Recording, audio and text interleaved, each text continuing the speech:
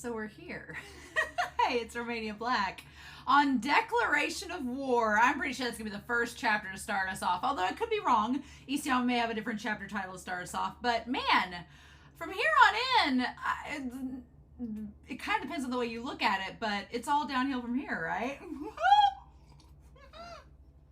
Man, I'll be honest, I heard some great news this week over on Discord, and that is that the final Season 4 Part 3, Act 2, the final act of the entire anime, is going to be coming out in November, and I was really, really excited. I'll be honest with y'all, last October, a year ago, I was starting, it's been a year and a half since I've watched the anime, which is insane to me. It's been 2 years since I started the anime, but it's been like a year and a half since I've watched the anime, and I was going to start the manga back in October of 2022 because I had thought that the anime Season 4 Part 3 was coming out in March. And I'm going to start in October, work my way up to March, and then be good. And then I was looking at scheduling for March and April of last year, and I was like, ooh, I don't know if I'm going to be able to do this and work with my schedule around the time that it comes out. It's going to be really pushing it. And then around that time, there was all this rumors of that they weren't going to have the entire thing complete. It was just going to be part of it. And I'm like, look, I know some people didn't want to wait, and they watched it back in March, the first portion, or in June, or whenever it came out. I guess it was June when they watched it, but I'm the type of person, I was like, I am not going to watch halfway through a final part and then wait 8 months for the rest of it. I was like, no! It'd be like watching a movie to intermission, then being like, well, I guess I'll come back in 6 months. No. So it may have been June of this year instead of April, but regardless, I was like, I'm going to go through. And around that time, I had been burnt out with the series, and I just needed a break and let my brain decompress. And so I took the time off. I watched, junior high. I took some time off to do some other things. And then I came back to the manga, and I've been slowly whittling away. And I've been really happy because I have slowly regained my passion for this series looking at the manga. And I've gotten more and more excited each week. And around the time of Volume 22, we were ending Season 3 content. I was like, oh, this is like the worst part of Attack on Titan for me, is because it's so dour and it's so depressing and it's so like you just know things are going to shit after this. And now things have gone to shit and we just kind of are desensitized to it. So why not? Why not? Right? But at this point, I feel like regardless of what you believe of it, whether you think things have gone to hell in a handbasket or not, from here on in, I feel like this was the social experiment Isayama has been leading us up to. Isayama has been leading us up with Eren as her protagonist, and he is a flawed protagonist. He has many flaws. He's not perfect, but Isayama's taken all these tropes of a main character and been like, but what if we did this? And now is the point of Isayama's social experiment. Declaration of War from here on in is the point of the experiment where Isayama's like, so whose side are you on? Should you even be on a side? Are there even sides? Are there advantages and disadvantages to taking sides? Because I believe there is. And what's so fascinating is, like, I was talking to Christopher Peterson in the comments. I'm going to talk about his comment in a second.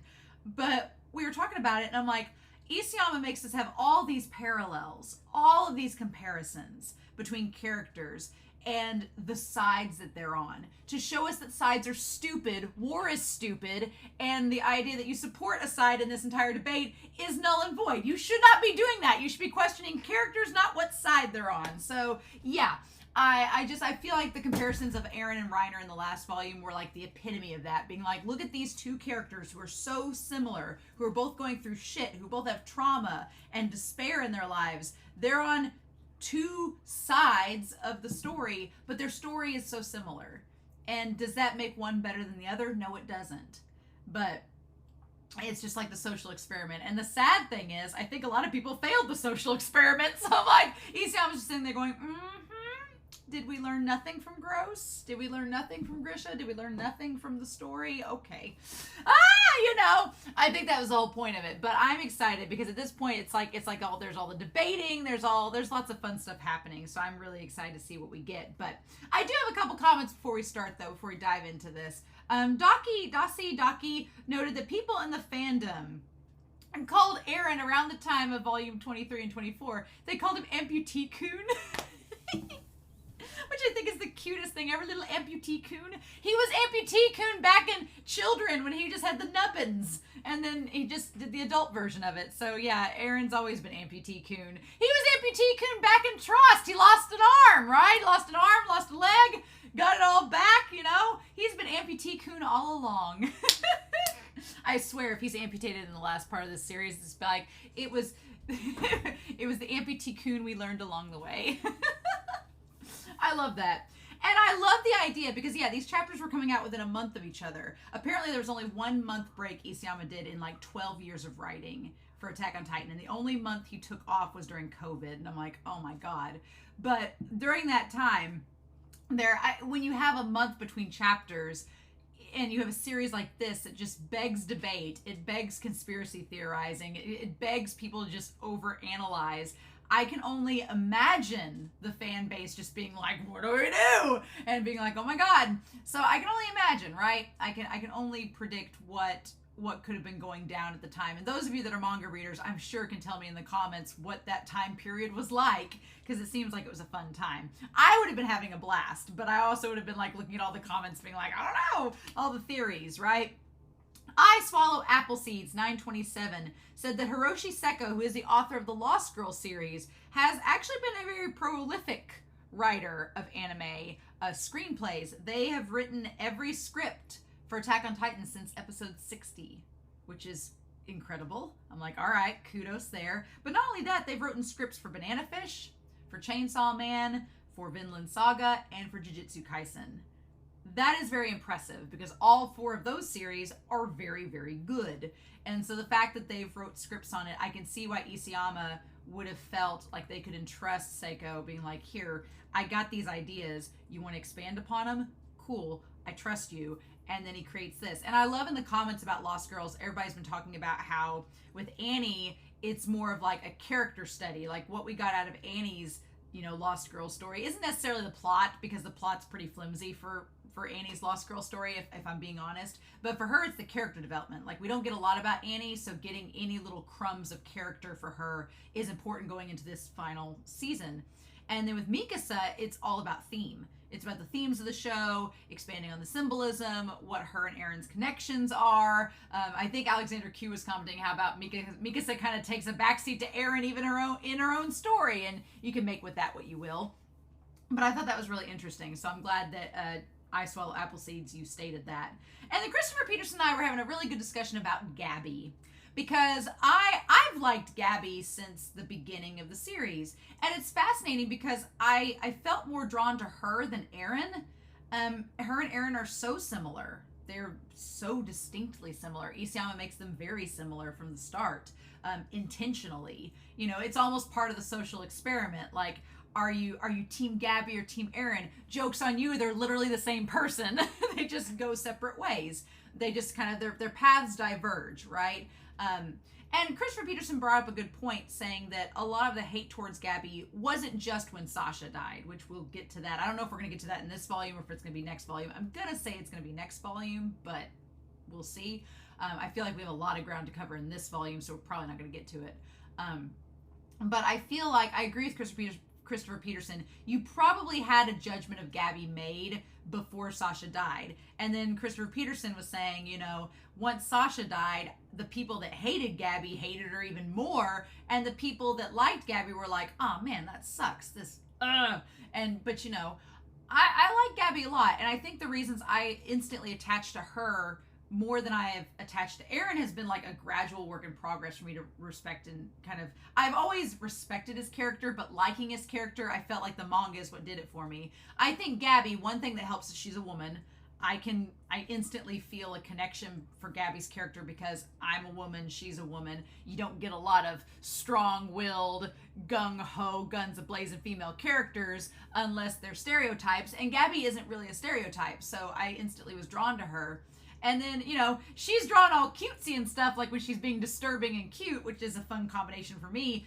Eren's never disturbing and cute. He's just disturbing. All the time, Eren, has the murder face and the big eyes. None of it's ever played as cutesy or chibi or anything like that. It's always just like, oh, you're a freaking murder child. But with Gabi, there's almost this, like cutesy kawaii-ness to it that you kind of go, oh, I love this. This is kind of fun. Even though she's a murder child, too, at this point. And then the other thing I think is that I instantly like the backstory with Gabi, her connection to Reiner, and her backstory, I feel like it's more fleshed out than Eren's, if that makes sense. I feel like, yeah, we meet Carla for a hot second and then she dies. We meet Grisha for a hot second and then he dies.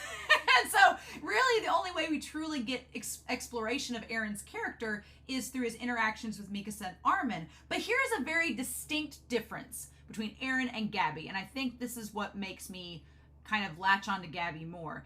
The biggest difference for me at this point that I've noticed in the manga is Eren tends to be a loner. He goes off on his own.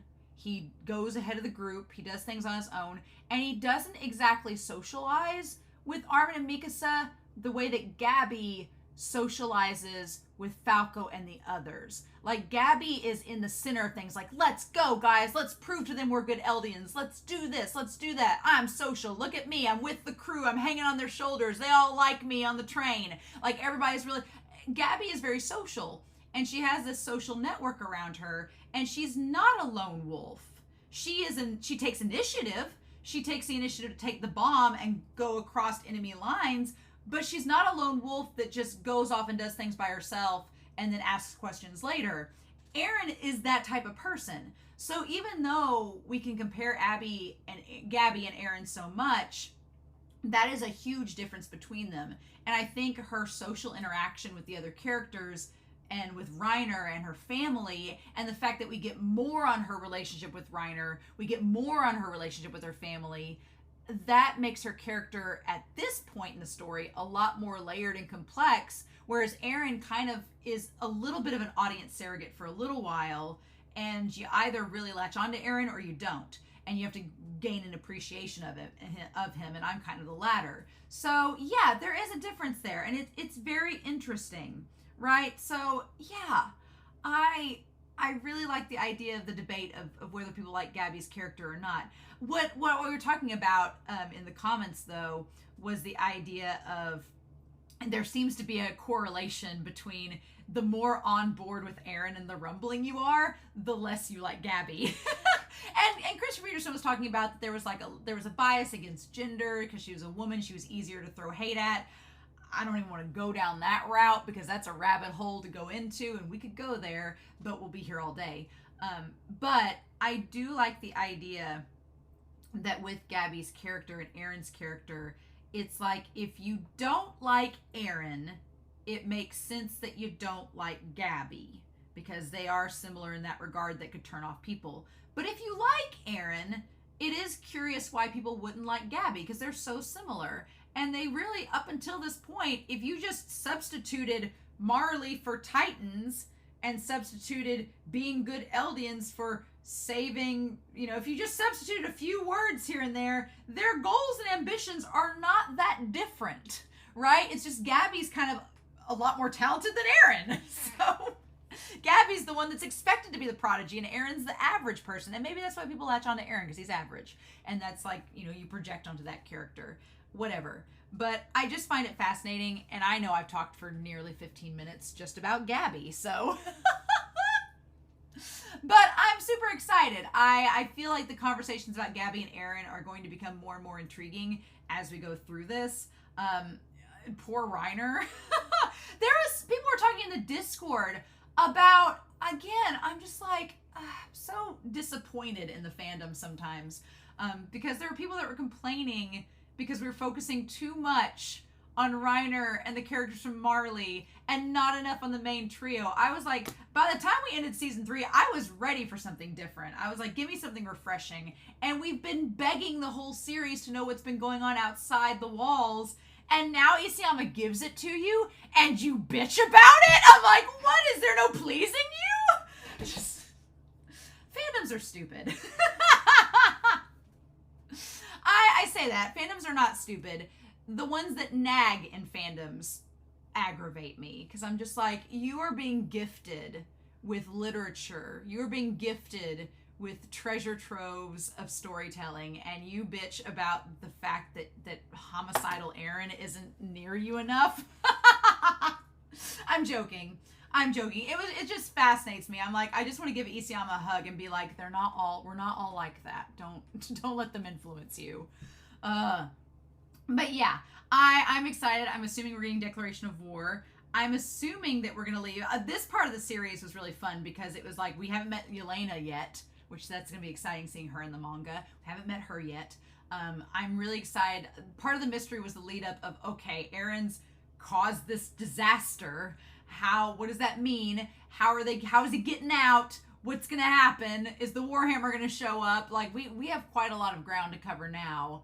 Before we even get to getting back to parody, or before Sasha's death even. So I'm going to be very excited to see what all we get. So I poured myself a hot beverage for this evening. And I'm really excited to see where this goes. So we're not going to waste any more time. I've talked long enough. But we are going to start Attack on Titan, Volume 25. And we're going to do that here in 3, 2, 1, and let's go. This cover, man, it took me like 2 seconds, and I'm like, oh, that's Eren bursting through and killing all the civilians. The Attack Titan looks weird there. I think it's his nose. I think we're looking head on at the nose, so it looks a little strange, but I like all the little individual strands of hair, and of course, like, the red tones are great too. Yep. Guilty Shadow. Ooh, okay, so that's gonna be Reiner and him talking. Declaration of War, the Warhammer Titan, and Too Little Too Late. Oh man, I can't believe we're getting the Warhammer Titan, all this, just like, all of it at once. Oof. So this will literally be episodes 5 and episode 6, right? 2 episodes, holy cow. And here's everybody. Colt, Falco, I always forget Colt's name. Gabi, Udo, Sophia. Oh, look, there's Eren Yeager off to the side, looking off other direction. Infiltrated Marley by hiding himself among the wounded Eldian soldiers, or Eldian warriors. Yep.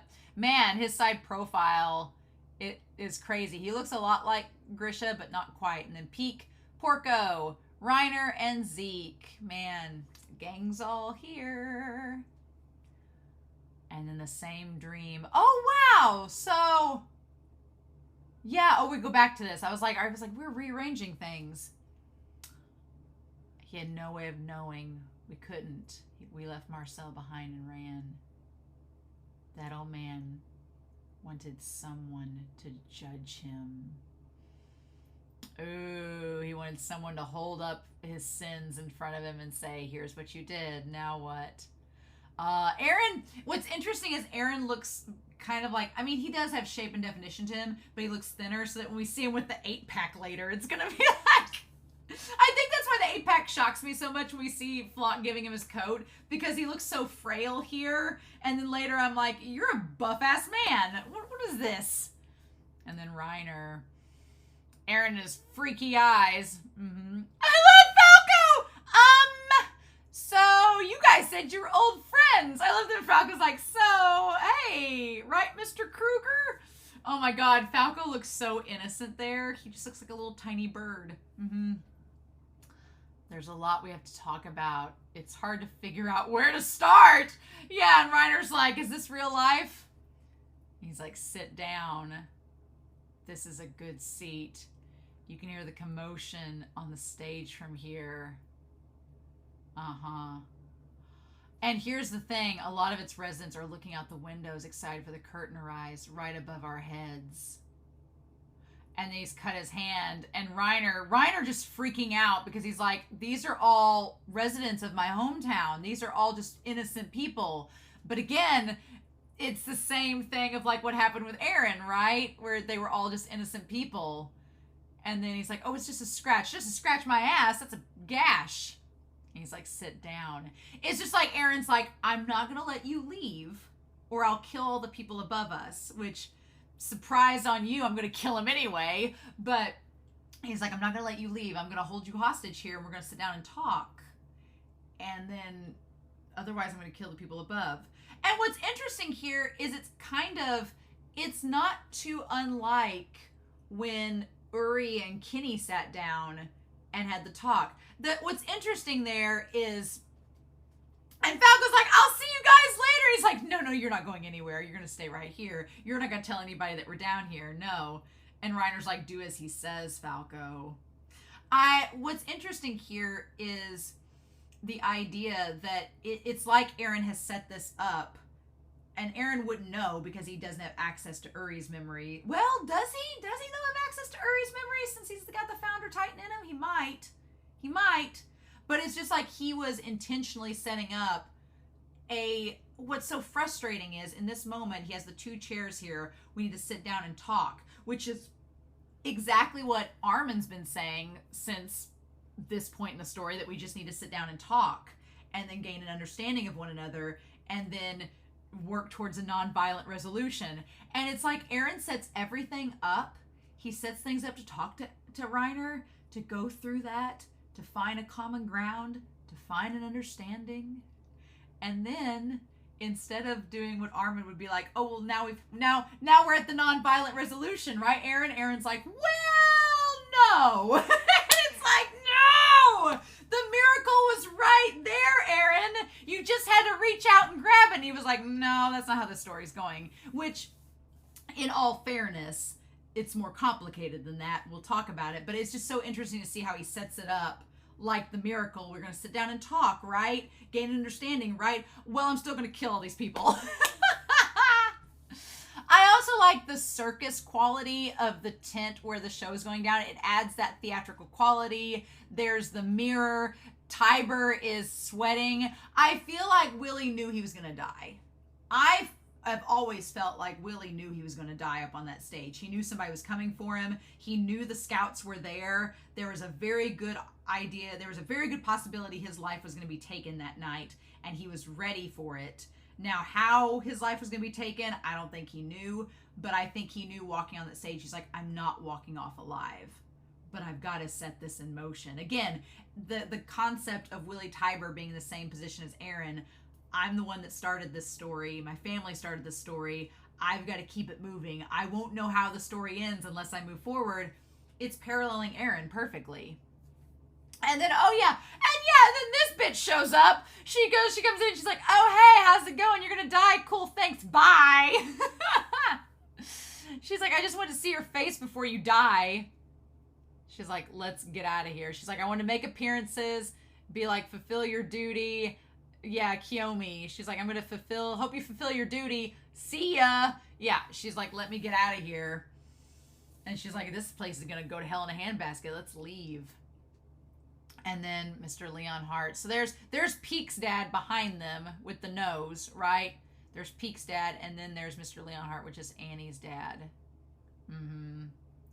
We welcomed your son home. Yeah, and the way that it's in bold there is like, it'd be a shame to turn on the honor we've been given. Yeah, of going on these seats. Old Hoover was bedridden, but he died. He passed peacefully in Marley's caring hands until the very end. So Bertolt's dad died. Well, it's really sad to say, but at least Bertolt's dad didn't have to suffer with the knowledge of his son. I guess his son passing. I don't know if they told him his son passed or not. I'm assuming maybe they did, but that's really sad. Bertolt and his dad can be together in the paths. Annie's alive. She promised me she'd come back. And then all of the military getting there, everybody being at the center of the world. Wow. Yeah, exactly. God, I'm not looking forward to seeing Zofia and Udo in this volume. Nope, not at all. And then even though they're Eldings just like us. I like that Porco is always like, they're just like us. Like, Porco is very much like, let's not put them on a pedestal, right? And then where's Falco and Mr. Brahm? Sheesh, what are they doing? And then Magath is summoned. Oh, there's Yelena. Wow. Now, see, here's the thing. Here's the interesting thing. Looking at that image alone, I would think that was Armin. I would. The hair over the eyes. I mean, I know the beard's there, but you could say the beard's fake. Looking at that right there, I would think that's Armin. I would think that's Armin in the helmet.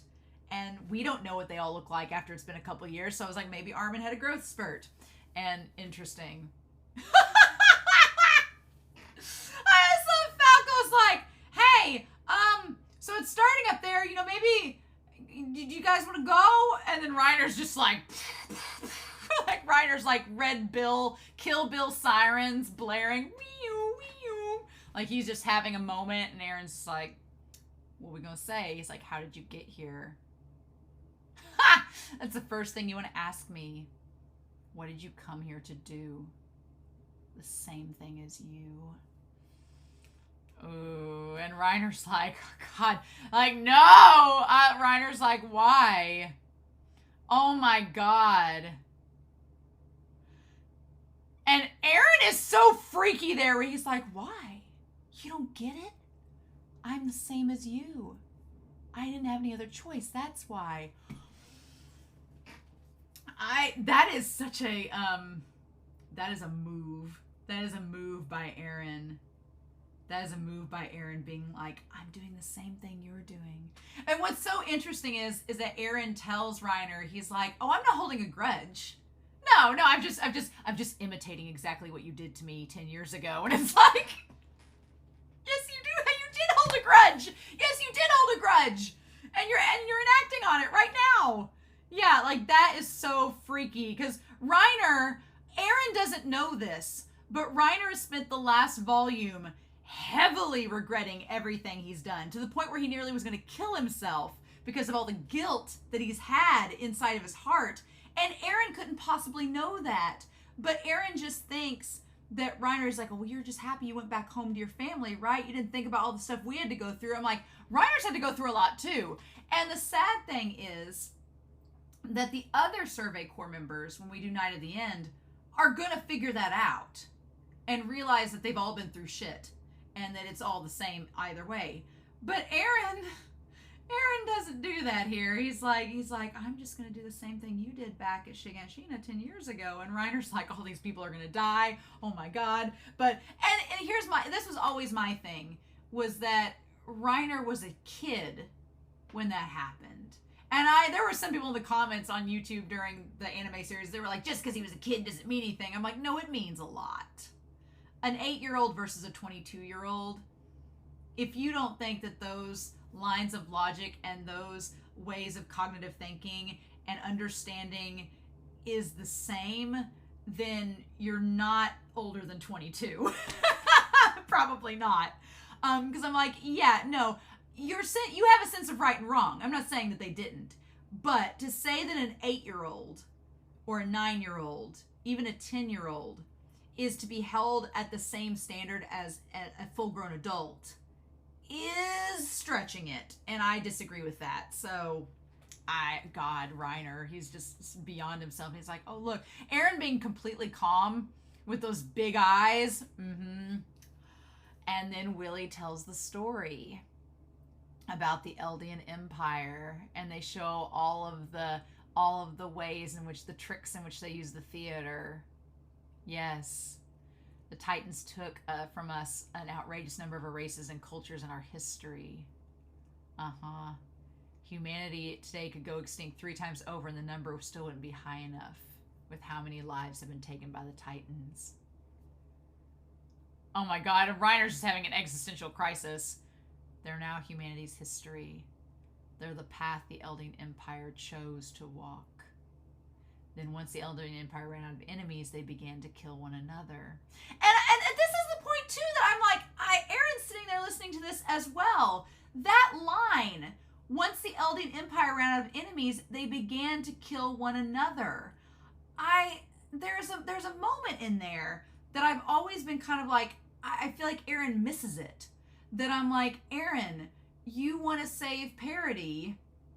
You want to save parody and save your friends and eliminate everyone in the outside world that could harm you. But Willy just said, when you run out of enemies on the outside, you start to kill yourselves from within, because going back to what Erwin told Pixis, there will always be conflict as long as there are 2 people on the face of the earth. Unless Eren's planning on being by himself with Ymir, there's always going to be conflict.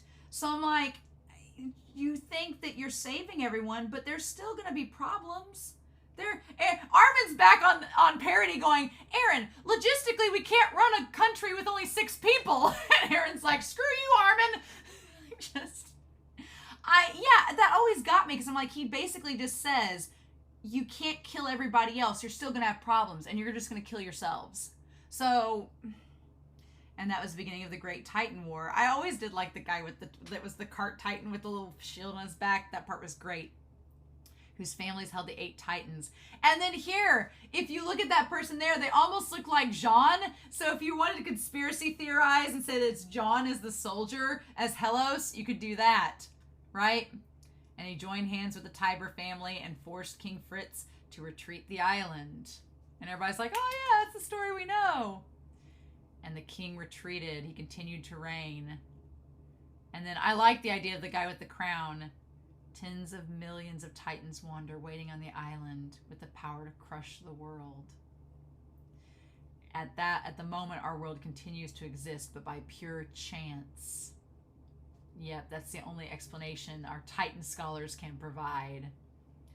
Yes, and they were beaten. We've sent a total of 32 ships in the last 4 years, and every one has vanished. What I'm saying is, the darkest blot on human history, the Eldian Empire, is alive and well. And so then Eren says, do you hear that, Reiner? That's why you breached the wall, right? You were trying to save the world. Isn't that right? 4 clueless kids were sent off to that island without knowing a thing. And at that moment you think, okay, well, Eren understands now that they were kids. They knew nothing. They just went there because of what they were taught, and they acted because of just how things were presented to them. Okay, and then we're setting things up.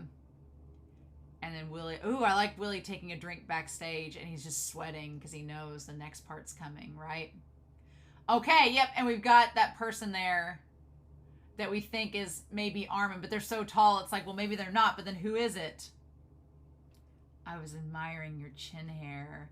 Uh-huh. Man, Yelena is tall. Yelena is a tall woman. And then Peek. Oh, the unit. Uh-huh. And then that's when she gave him the note. Yeah, she told him that. Mm-hmm. Wow, that's so well hidden. Yeah, until you know. Uh-huh. And then Yelena, you can see the eyelashes. Oh, great. Oh my gosh, where's Commander McGath? I like the way Peek's drawn there. Nice, nice. And then there we go. Oh, man. I love the way that it's just that little cell with the lantern, and that's it. And Falco's like, what the hell is going on? Why is Vice Captain Braun look so frightened? Who is Mr. Kruger? How many years ago did he mean? And then he starts to piece it together how long ago it was.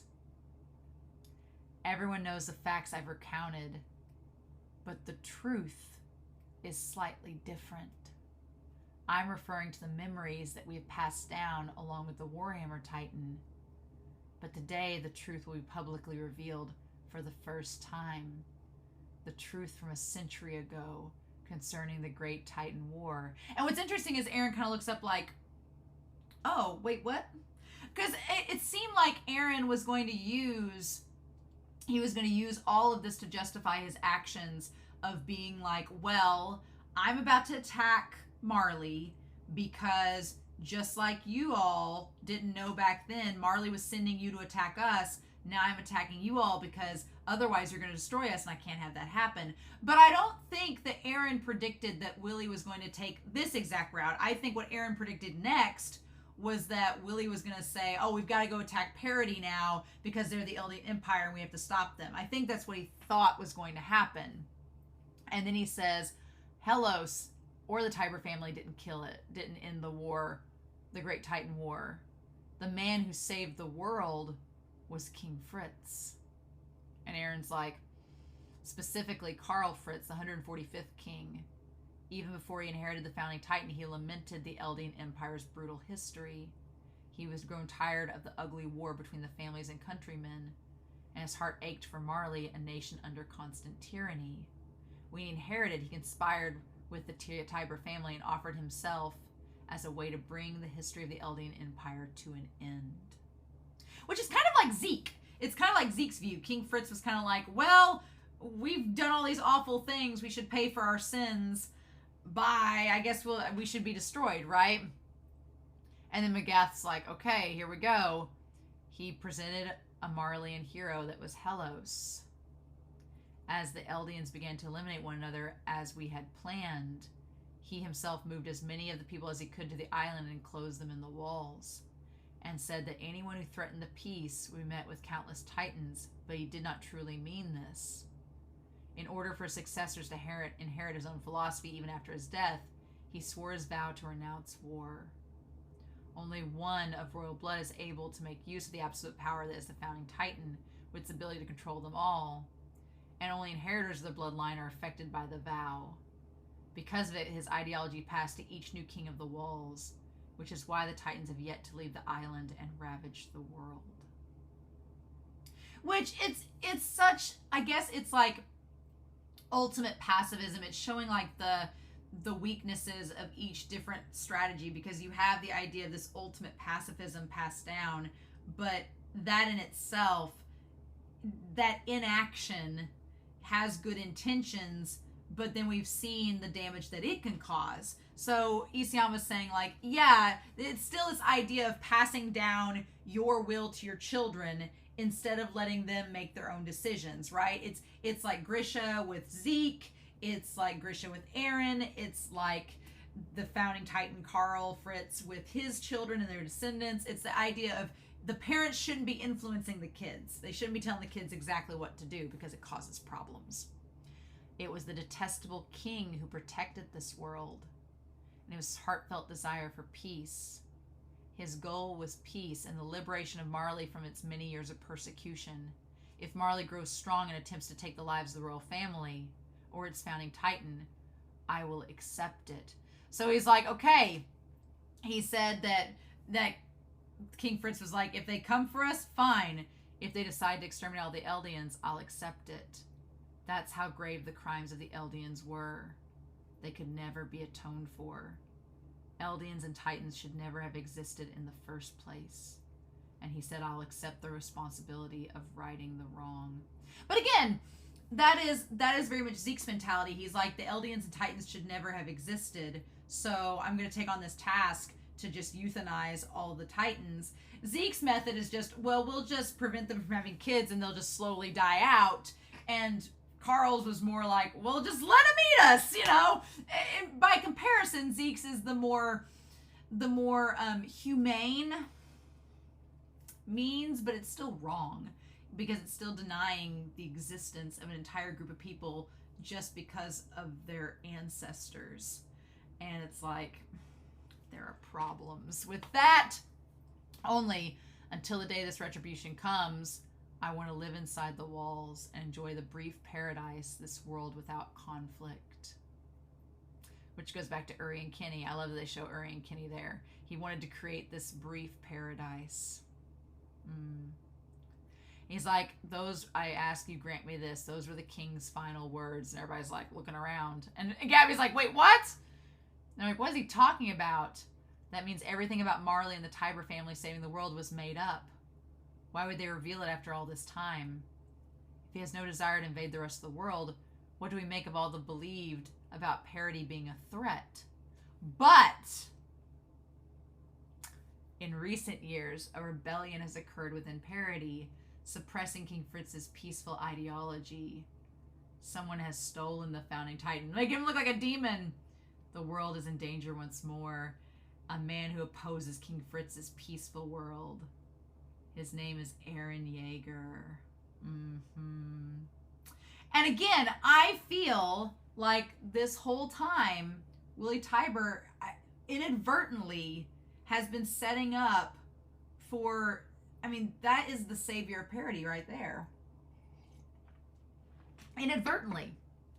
Now, do I think that he intended to make parody be something that was protected or forgivable by this action? Not necessarily. I think that he was just like, hey, I'm going to tell the truth. So Karl Fritz was actually not a big threat like we thought he was. We were hiding that from you guys for years and just taking advantage of it to kind of use it for our own purposes. Sorry about that, but I'm going to scapegoat Eren now so that Eren is the big bad. Eren Yeager's the one we have to fear. And the fact that he said this on the world stage to representatives from around the world, at least the continent, and used Eren's specific name is something that is important to note, because regardless of what happens now, the people that get out are going to spread the word that it's Eren that's the threat. So later on, when Armin and co defeat Eren, whatever that ends up looking like, they can say, hey, remember that big threat that was destroying peace? We got rid of that, so you should thank us, right? And you should work with us, right? And that's going to lead them to work with them. I'm convinced of it, but the question is how, but the question is also, did Willy know that going into this, that he was going to, I don't think he could have known the influence he was going to have. Which is so funny, because he talks about how the wheel is so heavy and he can't, and it's hard for him to grab a hold. And in the end, he steers the wheel on the track that it needs to go on. That's the crazy thing. Declaration of war. Wow, so we go back to this. So this all was set up before the end of episode 4. So they're just moving a couple things around. Because I was wondering about this conversation in the carriage, and when we didn't get it, I was like, oh, well, is that anime only? No, they just moved it right here. Interesting. So if they go after me, will it be during my speech? Uh-huh. Yeah, so they did think that that was going to happen, that Willy was going to die. Yes. This will be the only time they'll be gathered in a public place.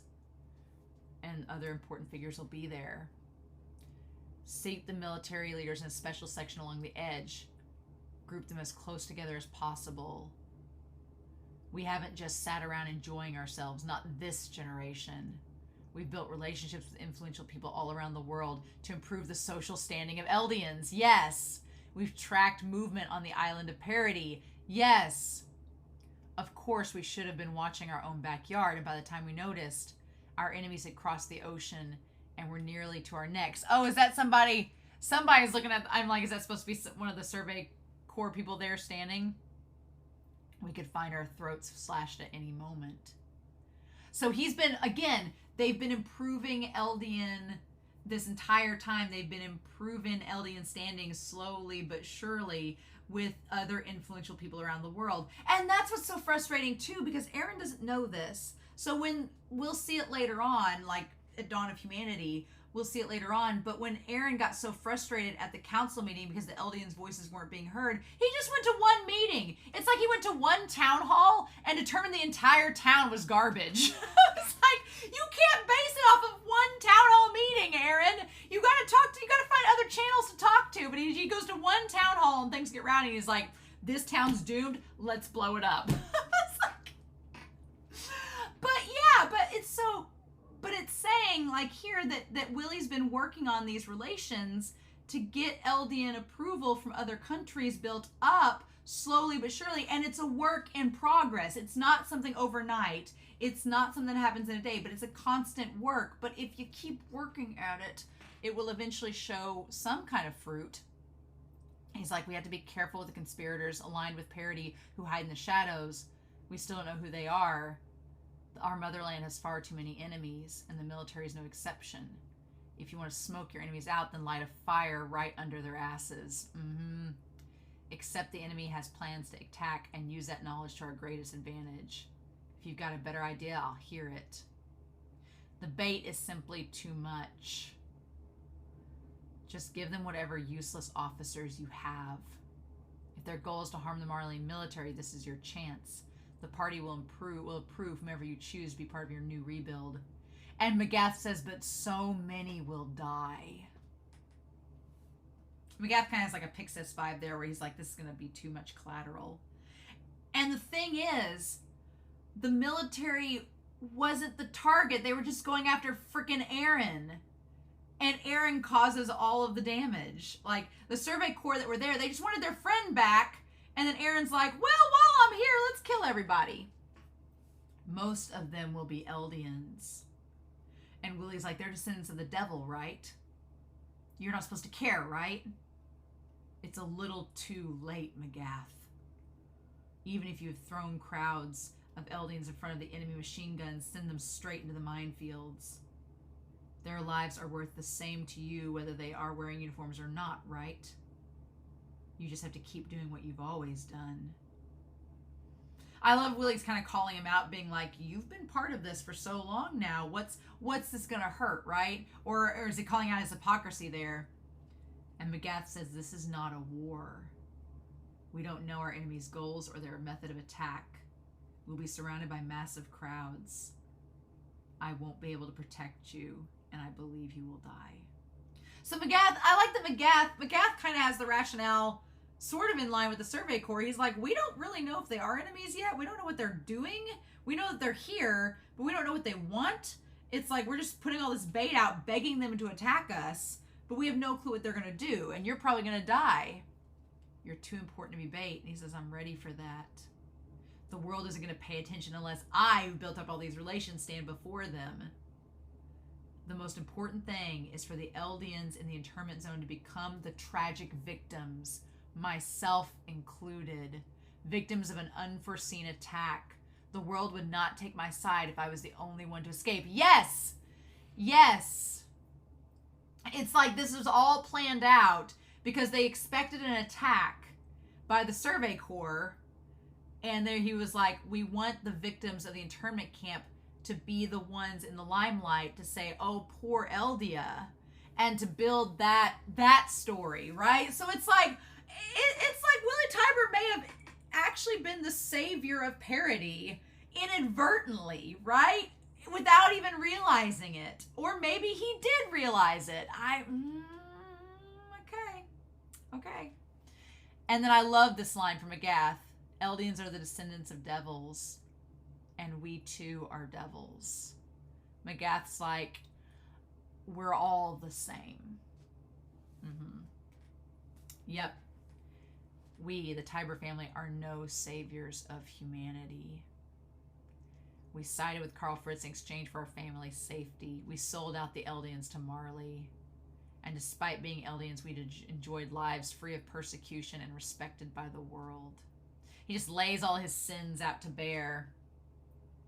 He's like, they sent me reeling as if the ground under me had begun to quake, rumbling, and I looked away from them because they meant the Tybur family was nothing more than petty thieves growing fat on unearned honor. Yep. And he's like, where are the warriors? Yep. It's begun. And then they're like, dang it, that hurt. Oh my God, their limbs. All the broken bones. It's a way to detain us.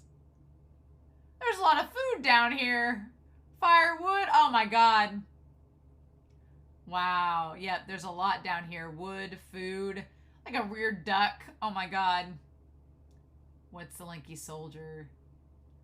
I've seen him somewhere before. I stand on the stage parting with my false glory because I understand the dangerous state our world is in right now. It affects everyone living in this world. Stand there and watch. This is my way of taking responsibility for sacrificing all of you. Oh, yeah. He's like, this is me. Yep. His 3 walls named after his 3 daughters of Ymir, the founder, Maria, Rose, and Sheena. Yes, yep. Both the walls, both shield and spear, are what must be made of millions of Colossus Titans. Yes, okay. So yes, so Karl Fritz used the power of the founder after the 3 daughters. Okay, after the 3 daughters of Ymir, yes. The threat that parody poses to us is a threat of an earth-shaking attack. As I explained, only those of royal blood can use the power. They're constrained from using the Titan to attack now, but according to the reports from Reiner Braun, the armored Titan, someone can activate the power despite an unclear relation to the royal blood. That threat is posed by Eren, who possesses the founding Titan. And again, so in this moment, like, Willy could have spun it being like, Eren has the power of the founding Titan and could attack the walls, so we don't know what he's going to do. So what's so frustrating here is based on this, before we get to Eren growing his little wiggly toes back, is that based on this, if Armin and them had talked to Willy and Magath proper and had the opportunity, I feel like Armin and they could have been like, hey, what if we negotiated the terms of us being okay? And we'll use the fact that Eren has the founding titan as security to leave us alone, or to help us build these relationships so that we can live in peace and we don't have this. Like, and I know that's a stretch, and I know a lot of people are going to comment being like, that's not possible, but it could have been. We don't know. The way he's setting it up now, he has it set up here where if there had been no direct destruction, if there had been no declaration of war, if there had been a communication instead, then it could have been the situation with Willy and them that, okay, you guys want us to leave you alone? Fine. We'll use the Colossus Titan and all this. And I know it's not clean and it's not perfect, and you probably still would have had to drain the swamp with the military. You still would have had to do something because eventually the Titans would probably be threatened because of the militaries of other countries. But it would have been a starting point, right? It could have been a starting point. You didn't have to make a declaration of war, but Eren did. So there's so many what ifs, right? And then Falco, you tricked me. After you encouraged me, I respected you. And Eren says, I'm sorry, but you saved me. He's like, how? That letter, where did it go? You told me it was going to your family. It wasn't to my family, but it was to my friends.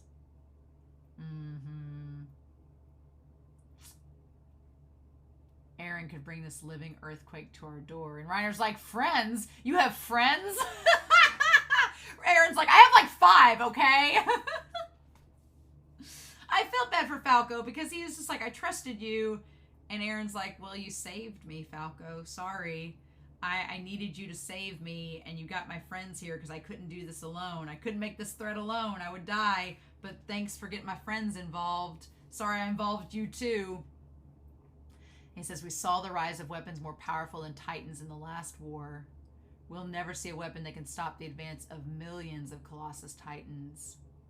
If the walls walk even a single time, there'll be nothing left we can do. All that would remain for humanity would be to flee in terror at the rumble of the footsteps to signal our end. They would trample our cities, our societies, and crush the flora and fauna in every ecosystem. They would literally flatten the earth. They would basically cause the entire world to be destroyed because, you know, with the ecosystem destroyed, parity wouldn't really be sustainable, but we're not going to talk about that right now. So yeah, and that's a threat in itself, right? That goes back to it, that you didn't have to have the declaration of war because Willy's made it being like, well, yeah, all these advancements you guys are working on are going to be null and void if the rumbling's activated. So let's not do that. And then maybe that threat of that violence would be enough to persuade them. It'll be all too late then. If we want to stop it, now's our chance. He's right here. And he's like, he's right. I'm the bad guy. I might just destroy the world. But you looked like the bad guys to me too. The day when the wall was breached. My mother was eaten before my eyes. Yeah, it's like Eren's like, I could destroy the world, but it's like he was already going to. Like this was already planned. Eren says he might destroy it, but he'd already at that point decided he was going to. And it's just like, he's like, but you guys look like the bad guys to me too. And it's like, well, yes, we've gone through that. Why did that have to happen to innocent people? Why were so many eaten alive? I didn't understand. Why, Reiner? And Reiner's like, we breached the wall. Why did you breach the wall? To seek what the king would do next. What was your goal? To retake the founder, to save the world. Well, if it was to save the world, I guess you didn't have a choice. Just like, and Eren's going to flip that around and say, well, it's to save my friends. I didn't have a choice. Like, that's just Eren, it's very absolute with Eren. And I think that's what, I'm sure that's why a lot of people like him. That's what always frustrated me about Eren, was the fact that he was like, well, it's this way or this way. I didn't have a choice. Kind of like you didn't have a choice. And I'm like, but there's so much more to it. And he's like, I remembered what you said. You said you'd make it your mission to see us die the most excruciating death. That's why you're here, isn't it? I like Eren kind of does like a Zeke thing. He does a Zeke thing there, yeah. He's like, did I say that? Oh, let's forget about it. It's like, no, let's not forget about it. No. I did everything on the other side of the sea. I saw everything on the other side of the sea as my enemy. But then I came here. I'm the same as you. There were people who pissed me off, but there were good people too. Over the seas and inside the wall, we're all the same. And I'm like, well, you're saying this. You clearly understand. So why? But you were taught that everyone inside the walls were different from you. That we were demons. That inside those walls were devils who threatened your lives on the continent along with everyone else. You were ignorant children. All that was beaten into you by ignorant adults. Your environment, your history. You suffered, haven't you? He's like, I think now I understand. Yeah, and Eren's like, well, I'll just get rid of that, and then we won't have to worry about it. Oh. And then that's when Reiner breaks down, and he's like, you're wrong, Eren. He's like, I convinced them to keep going. I just wanted to survive, but I wanted to be a hero. That's why I always acted like their big brother. I wanted people to respect me. That wasn't just my history or my environment. It was my fault. Your mother was eaten because of me. And he's like, I just want to vanish. And Eren just stares at him. Reiner's like, no. He's like, yeah. He's like, you can't just blame it on the environment. It was me. I chose this path, right? And so he's like, I would choose to have never been born if it was up to me. I've hated my blood more than anyone else. All the danger can be traced back to the existence of the Eldians. I wished for the extinction of all the Eldians. When there's Zeke right there. But I don't wish to die because I was born into this world. And that's it right there, isn't it? Yeah. It's like, for a second, it's like Willy connects both Zeke and Eren together in that moment. Because Willy's like, yeah, we've done some awful things. We shouldn't exist, which is going to connect straight to Zeke. But I don't want to die because I was born here. I deserve to live. And that's connecting straight over to Eren. But as Isayama has said, Eren deduces what Isayama said in that interview, that the phrase, because I was born into this world, Willy is doing what Carla was saying about it. Willy is determining the same thing Carla did, saying that because you are born, you deserve to be free. And that everyone is free the moment they're born, and they're special. And so that's what he's saying. Eren is saying, I am owed my freedom because I'm in this world. And it's like, there's a difference there. We belong to different nations and races. But I ask any of you who do not wish to die, lend me your strength. I want to ensure our future together. So yeah, he was just like, we don't deserve to live for our sins, but if you all help us, maybe we can all change the future. Maybe we can make it better for everybody, including us. I feel like Armin's like, oh, hey, that guy has a great idea. Splat. And that's when he says what Eren wants to hear. I want you to fight with me against the devils on parity. That's the problem. And that's why Eren smiles in that moment. Because it's just like Eren, in that moment, Eren believes he's been proven right. Because up until that last line, Willy was like, look, we can all live together. Kumbaya. We can make Eldians everywhere.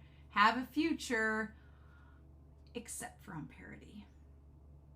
Except for Eren and them. And that's when Eren goes, everyone's going to be safe except us, and I just can't take that. Eren's like, the only way for me to save my friends is for me to kill you all. Because you've just united the world against us. and now we have to go. But here's the thing. This is the thing, and this is kind of the rub of it, because it goes on one front where you understand why Eren is doing what he's doing now, because that last line where Willy's like, he's like, you guys are trying to make peace for everybody except me and my friends. Well, that's not going to fly with me. So it makes sense. The complicated thing is, one, Eren, with all his self-loathing and self-sacrificial nature, there's a part of you that wonders if Eren just sacrificed himself, if he had just sacrificed himself as the big bad, then could Parody have been saved? But because Eren can't be sure of that sort of thing, it's like, no, since we can't be sure of that, I'm not going to let that happen. But two, there's always that part of me that's like, but what if Armin and them had been able to talk to Willy before all this went through? What if, the big what if, right?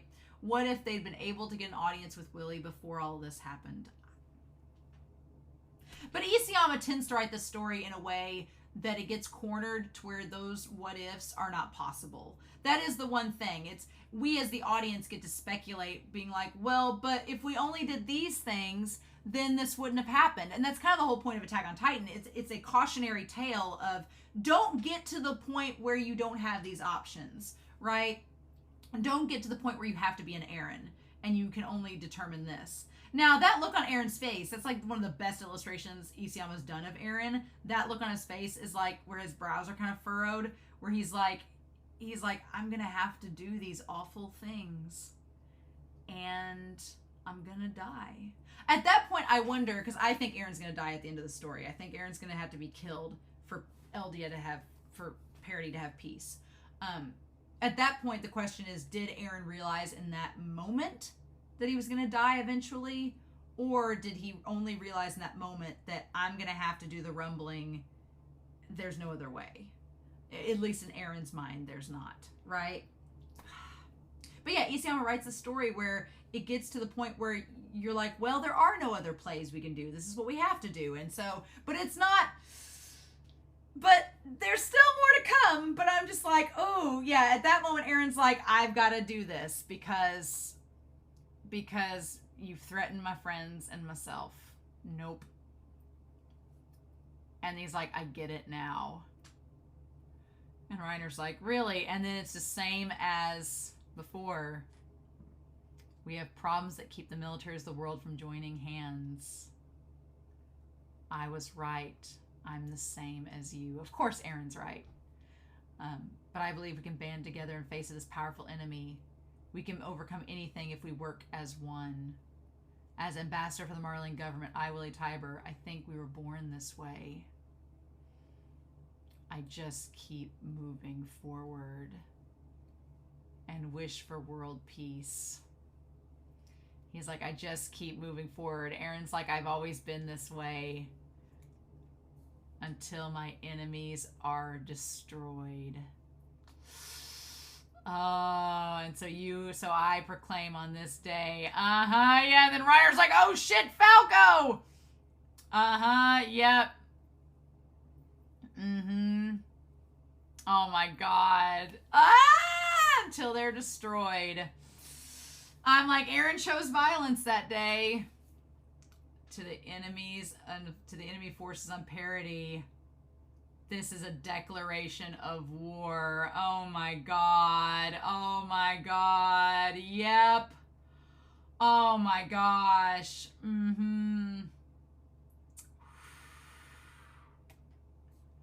Oh my gosh. And there it is. Yep. Shit. Look at that. Eren's hair is so luscious and lustrous. Oh my god. Ah! Oh my god. Oh shit. Oh, his whole body is just completely ruined. Oh my god. Oh, it's just like his head and everything. Oh no. Well, hell, he was dead before Eren even ate him. The Warhammer. Oh my god. Yep. Yep. And then, yep, there's Eren McGath is like, oh shit, well, hell. Oh my God, him just going after the military. And the one guy, the leader of the military, doesn't even move. He's just like, nope. Damn. Eren just like leapt like a damn shark, like Jaws. Oh my God. Oh. And it would have been one thing to just, it would have been one thing to just eat Willy and go, right? But nope, drain the swamp. Oh my God, Sophia. Oh my God. Isayama. Isayama, that's awful. Oh. And then Colt's like, no, it's not Reiner, it's Colt. He's like, no, no, no, no. Oh, and then Udo, he's like, we have to move her out of here. Oh. Oh, and then him just getting rolled. Oh my God. And Gabi. It is no coincidence that there's Eren screaming like that, and then there's Gabi. Oh my God. And Colt. Colt got under the rock there to protect her. That face. That face. Oh. That face is haunting. Haunting. And that's another thing, too, with all of this, of Eren. When people get mad for Gabi shooting Eren in the face, which is such a line. When people get mad about Eren shooting Gabi in the face, I'm like, Eren created this monster. Eren, for someone that talks of breaking the cycle, Eren only continued the cycle. He only furthered it even more. Him, like, making Gabi... But maybe he didn't. You know, maybe Eren did break the cycle inadvertently, now that I think about it. Because Gabi did break the cycle. And Gabi ends up breaking the cycle with Kaya later on with the whole Children of the Forest speech. But if you were going to blame Gabi for becoming a monster, Eren's the one that did it. Because, that face. I'm like, you did the same thing to Gabi that Reiner did to you. And Bertolt did to you all those years ago. And then the sister says, brother, look at that Warhammer Titan. Oh my God, look at this artwork. Look at this. I mean, all the double spreads. Isayama's just on fire at this point. Just pen in hand, burning ablaze. This is amazing. Oh, incredible. Damn. Oh my God. Right there. Not waiting. We're not doing Dragon Ball Z. We're going right for it. Oh my God. And Magath's like, well, he's like, give us your orders. You're in charge. And he's like, son of a bitch. And he's like, yes.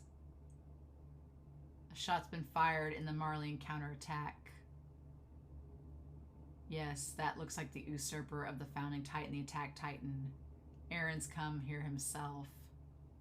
Saves us the trouble of going to the island. Damn, Magath. Okay. Mine was the first spear to pierce the enemy. Magath's like, I want this in writing. Oh my God. Oh my God, the Warhammer. Oh, just bloop. Like that. Oh my God. Oh.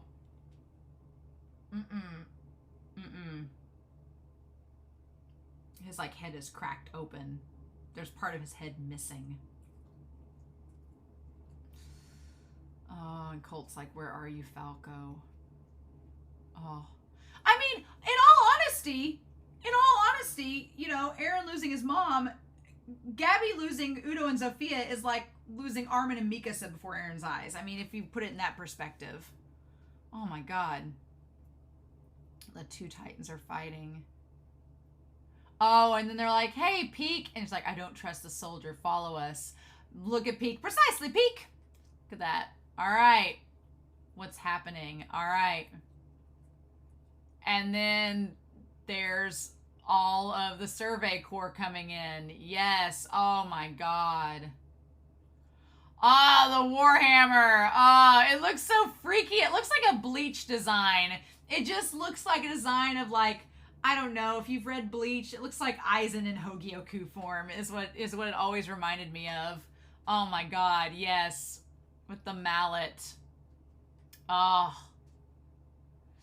And just gets down with the spear through its stomach. Mm-hmm. Okay. And they're like, we're not skilled enough with the newly sized weapon. Okay. We aren't relying on the Titans any longer. That's Marley's new policy. And again, Magath is starting the new phase here of we're no longer using the Titans. We're going to use the caliber that we have, not the Titans. Magath is already like putting things in motion, being like, we're not going to rely on the warrior unit anymore. We're going to do things our way without relying on the Eldians. Magath's setting things in motion, right? Yep. If they lose the founder here, then it's over. The Age of Titans is already coming to an end. Mm-hmm. Okay. The Tybur Warhammer has no interest in eating the founder. Interesting. Yeah, no, they just want to destroy him. Yeah, they're like, forget that. Nope. Not gonna have that. And then Eren has the armor ability there. Okay. Oh. And then Eren coming out. Yeah, the head just smashing in. Oh my god. The veil and everything. It's very medieval. Uh-huh. Do you have any final words? It's time, Mikasa. Now the question is, are those going to be Eren's final words? Because I know we say that here and it's like this badass moment of like, if Eren believes that by the end of this he has to die to save the world, is he going to tell Mikasa, it's time, Mikasa, that I've got to die? Is he going to say that? Are those really going to be his final words? Ankh City! Ankh City! There's Mikasa! God, Isiam in these double spreads! Just one right after the other. With the Thunder Spears! Oh my god. Yes, please. Girl! Girl! Oh my god. And then Eren's like, oh good, y'all made it. And Mikasa's like, we're not murder children like you. Please come home. Oh my god. She's just like, you problem child. What have you been doing? Seriously, like, she just looks sad at him. She's just like, Eren, come on now. And there's Jean and all of them. Oh my god. Eren's like, I don't want to come home. Okay. And the fleet, everything, everything in the internment zone. Oh my god. Every major nation that lost government officials in this massacre is now a party to this war. The whole world now knows of the threat of the Eldian Empire, just as Willy had planned. The world cannot allow you to live. Oh my god. Yep. I mean, it's so frustrating. And then Jean just knocking him off. Keep the civilian loss to minimum. Oh, Jean, look at him! Look at our boy Jean! Look at him! He looks good there. Flock with his damn porcupine hair. What is this hair?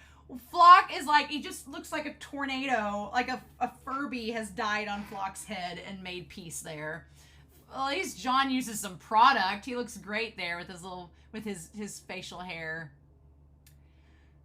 And then Flock says, everyone here is our enemy. And these are just our enemies' homes.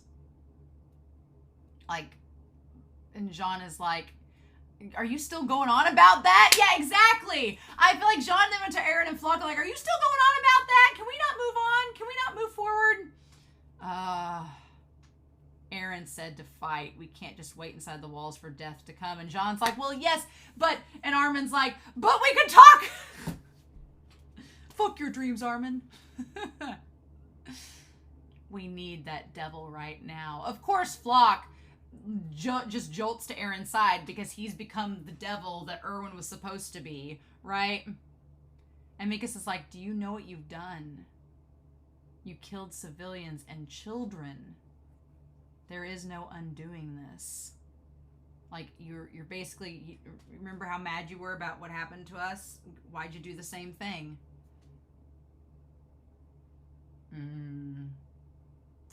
At that moment, it does look like Eren is affected by her because she's just like, I thought you were better than this. And Eren is like, well, I'm a monster. You're not supposed to feel sorry for me. He's like, it's not over yet. Yep, but it's not dead. Yeah. Like, it does feel like Eren is affected by Mikasa at that moment. With his expression, it looks a lot more emotive than it did in the anime. But Eren's like, now's not the time to think about such things. It's able to create a weapon out of anything by hardening it. He's like, I'm starting to get it. Yeah, Eren's found the power of strategy, which is a terrible revelation. If this goes well, I'll be able to eat the Warhammer Titan. Ugh. And then them all going to the hospital. Are you a warrior candidate? Ugh. Yep. I can't understand why Udo and Zofia were killed. How can you be mad at her and support Eren? I don't understand. Because, yeah, and then she sees all them. She's let them through. And then those two guards that were there from the beginning are like, no. Get back. Don't you get in the way. And they tried to protect her. Right? And then they died. And they told her to run. And that's when she saw Sasha.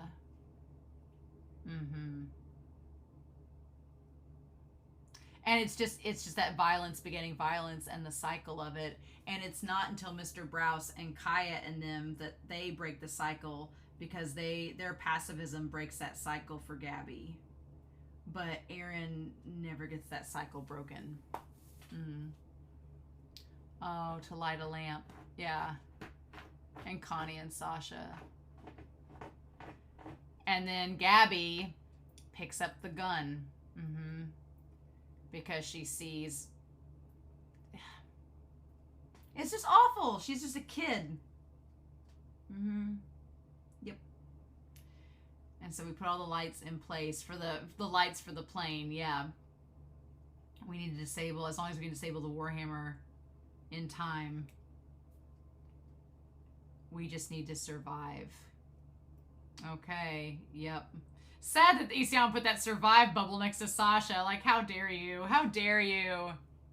Now I know what's been bothering me.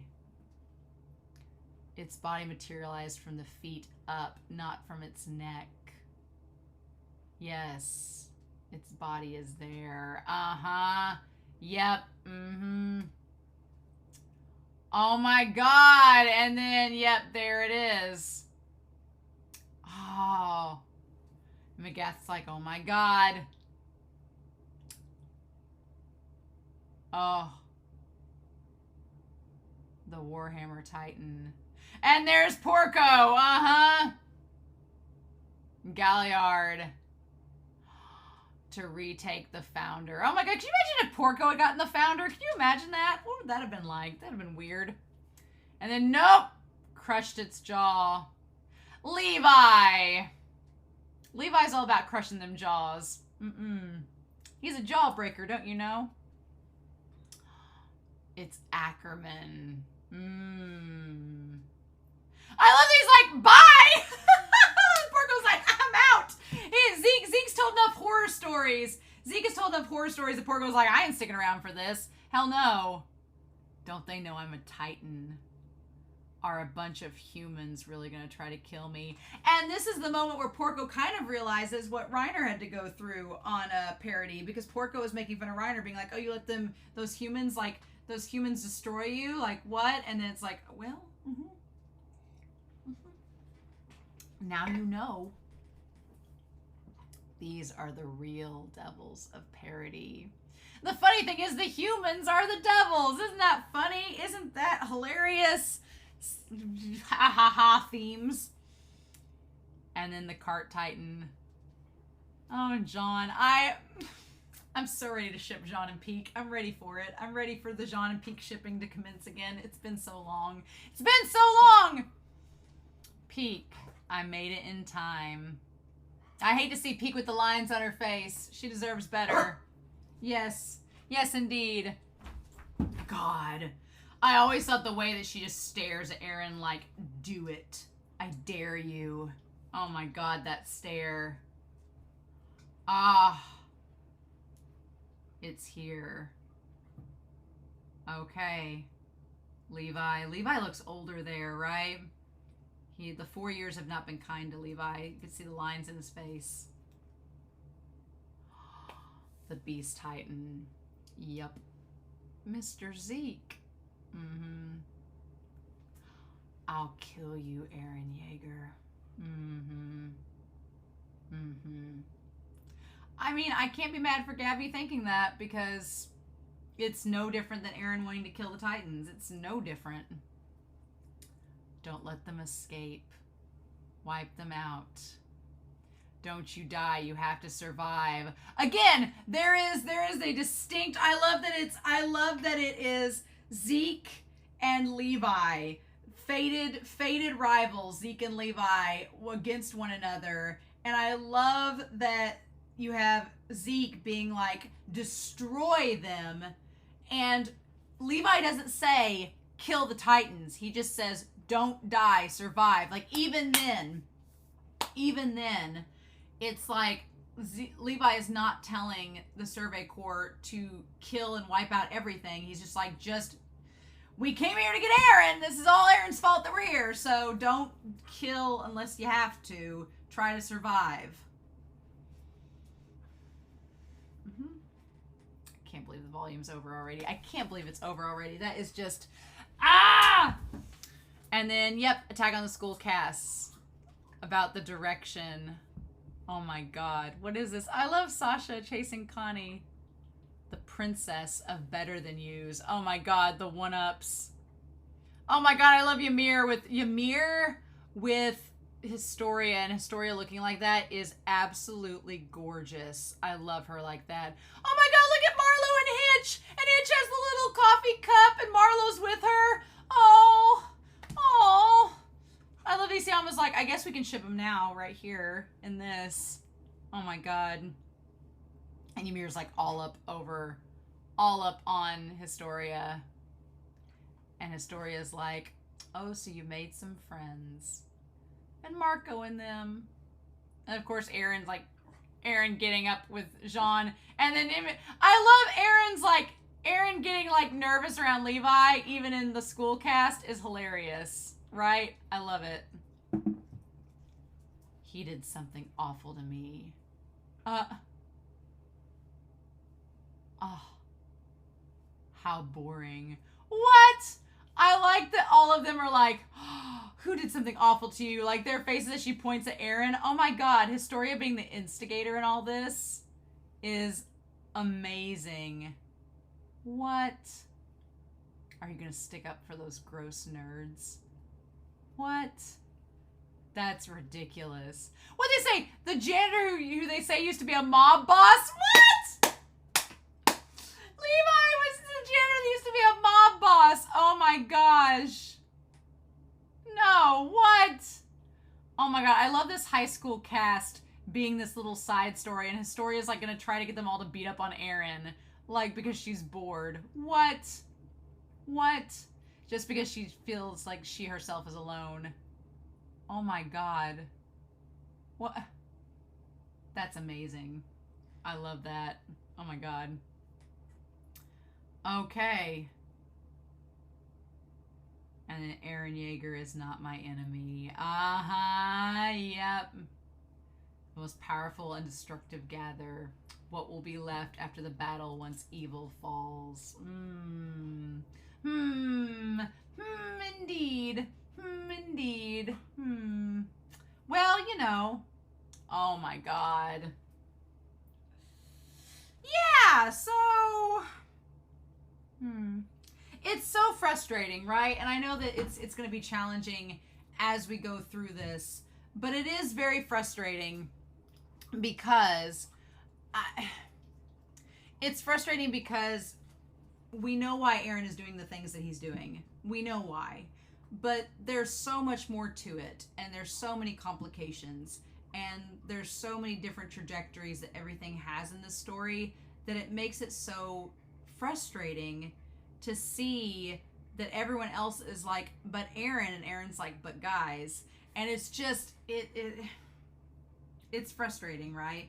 Because you see all the different ways that things could go, but then you also see why they could go bad. And so it's, again, Isayama paints this world where everything's kind of backed into a corner, which is not entirely realistic, right? In the real world, there's so many other avenues, but also in the real world, you can get into these scenarios. So it's not completely out of the realm of possibility, but typically there are ways in which, you know, luckily, I feel again like this is a cautionary tale of being like, don't let it get to this point, because then things will be really bad, and we don't want that to happen. So I don't know. I'm going to be very curious going into the next several volumes, but God.